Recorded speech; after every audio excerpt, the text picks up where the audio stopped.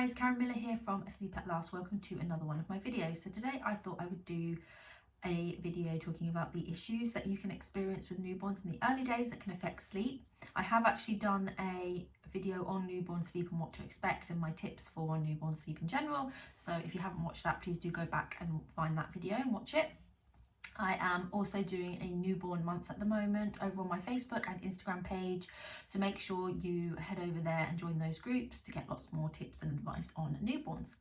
So there are lots of things that happen in the early days that can affect sleep that are basically unavoidable, and I just want to talk through some of those. So the first one is colic.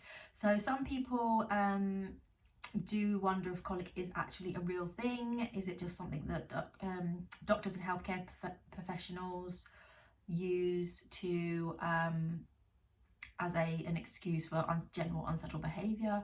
But it does actually exist, and it is actually true, and that is exactly what it is. It is basically your baby's immature nervous system going into overdrive, and it can result in several hours of crying in the evening around about 6 weeks of age.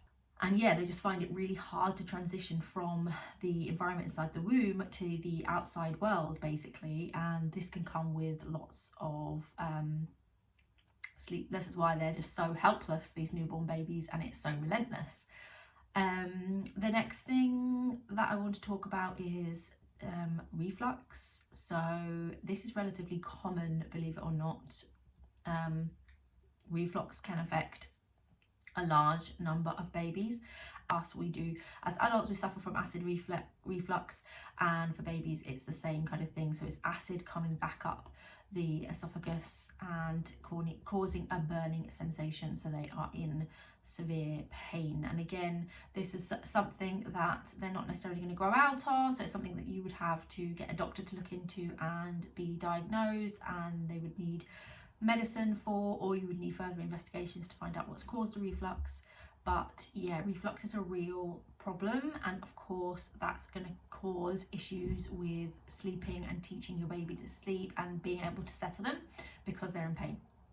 So if your baby is fine throughout the day and sleeps relatively okay for their naps, etc., but come the evening time they seem to switch, and a light goes off inside them, and they just cry and cry and cry for 2 hours, and then they stop, that is more than likely going to be colic, especially if they're around the 6 to 8 week mark.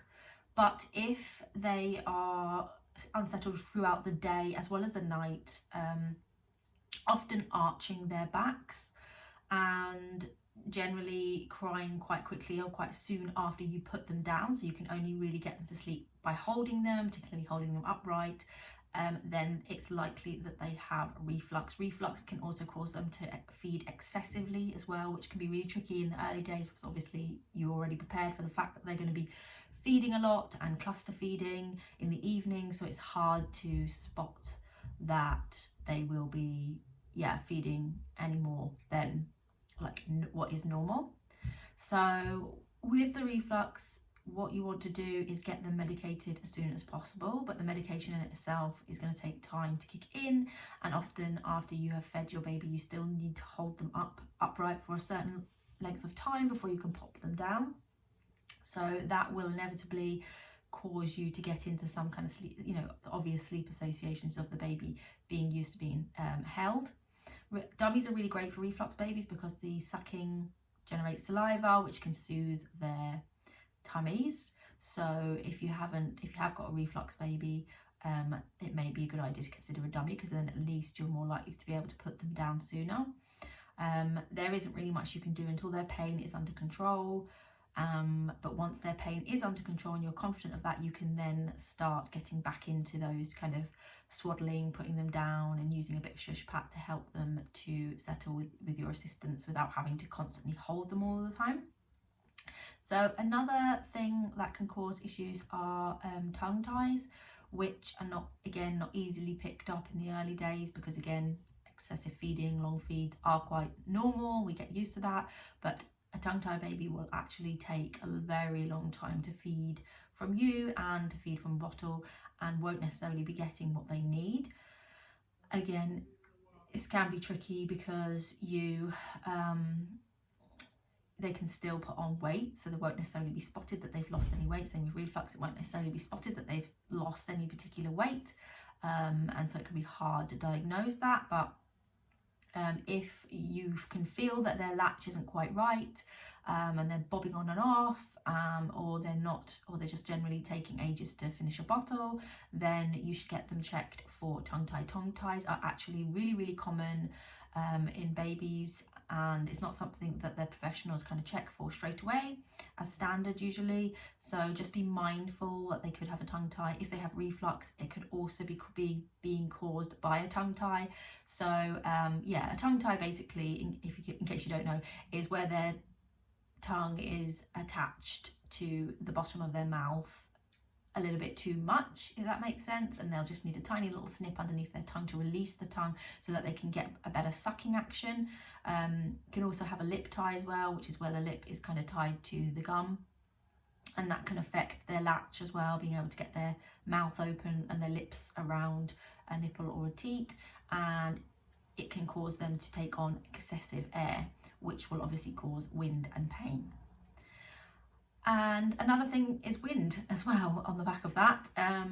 Newborn babies are very windy, unfortunately. It takes a while for them to get their latch. It takes a while for you to kind of get your bearings with feeding. And yeah, they can tend to take on a lot of wind, which tends to peak around the 4-week mark.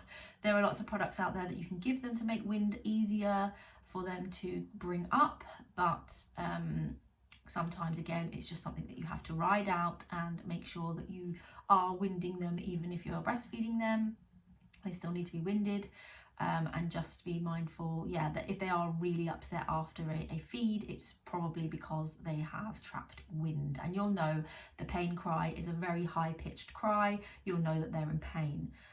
So yeah, with all those things going on the first few weeks, it's no surprise that sleep can be few and far between, but I just wanted to highlight those things as things to watch out for that are not within the normal realm. A newborn baby should be taking regular sleep through the day and regular chunks of sleeps at night around feeds, and if they're not and they're really unsettled, then there could be one of those things going on, and it's worth having those investigated and looking into, just so that you catch them kind of early on. Obviously with the colic, there's not much you can do, but that is a phase and it shouldn't last too long, and it is just the evenings. With reflux, you need them to get medicated ASAP.